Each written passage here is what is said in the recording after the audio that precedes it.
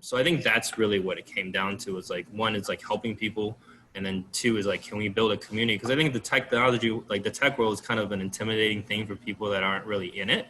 And it kind of, there's almost like, I don't want to say pretentiousness to it, but there is sometimes, I feel like that, where it's just like, oh, you feel like you're not, like, how do I get there? And I think people are just sometimes hesitant to be in an environment that's comfortable. It's like, I always use this example as like going to the doctor. Like if you go to the doctor, a lot of people are like scared.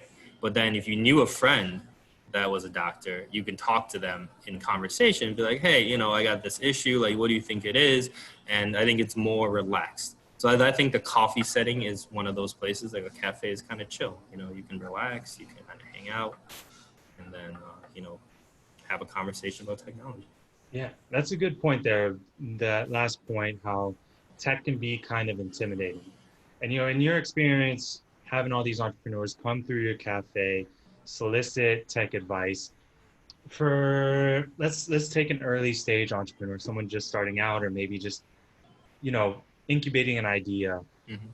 What would you say are the common obstacles or common challenges that they're facing when it comes to finding the right tech solutions, what tech solutions they need?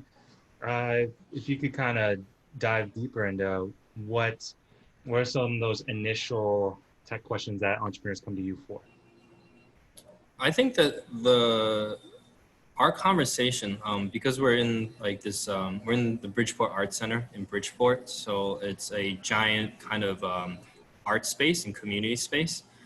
There's a lot of businesses. There's probably like 200 some businesses just within the building alone, and I think, and most of them are entrepreneurs or artists.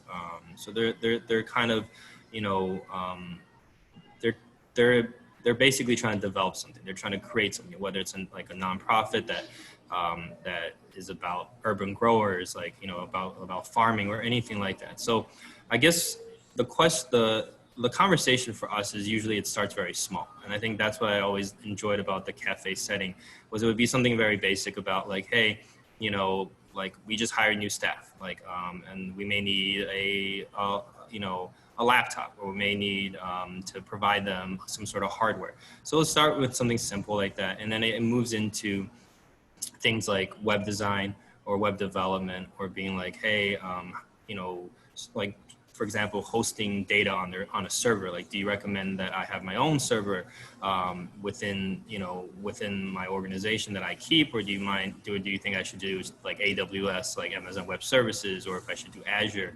So I think these are all kind of questions that, and I think, to maybe like shed a little light into it, is I think people that aren't really in the field of technology sometimes bundle everything into one thing.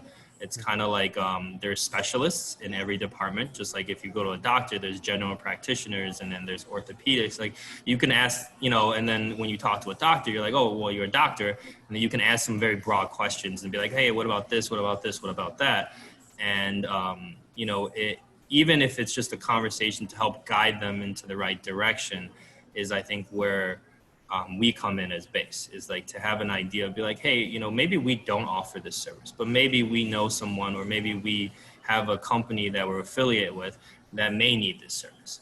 And I thought that was always interesting about InfoShare, which was like, hey, I think it's a conversation starter, right? Like I think the idea of, like, for example, the kiosk that you guys have is kind of this thing where it's like, it's, one is it's a functional item where it's, I can order on it.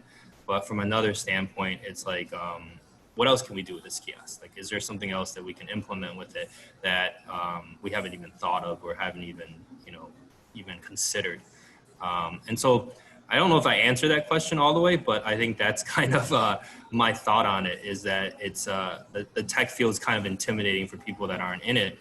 And so just being able to have a candid conversation about it, I think is what I feel like is what Base excels at, and as far as building a community around that, and it starts small. It starts with a very basic question, maybe about some troubleshooting stuff or whatever it is, and that conversation kind of evolves into bigger projects and bigger collaborations.